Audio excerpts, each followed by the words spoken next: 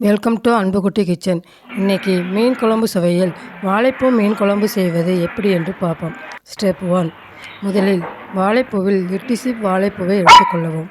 அந்த வாழைப்பூவில் உள்ள நரம்பை நீக்கி வெங்காயத்தோலை எடுத்துவிட்டு வாழைப்பூவை பழைய சோறு தண்ணீர் அல்லது மோர் கலந்த தண்ணீரில் உப்பு போட்டு வாழைப்பூவை போடவும்.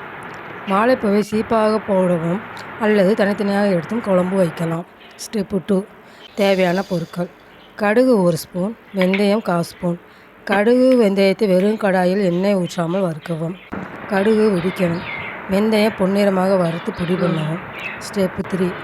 தாளிக்க தேவையான பொருட்கள்: எண்ணெய் 8 ஸ்பூன், கடவுளுந்தம்பருப்பு 1 ஸ்பூன், சீரகம் 1 ஸ்பூன், வெந்தயம் 1/4 ஸ்பூன், கருவேப்பிலை சிறிதளவு, பல்லாரி 2 பொடியாக நறுக்கியது, சின்ன வெங்காயம் 10 பொடியாக நறுக்கியது,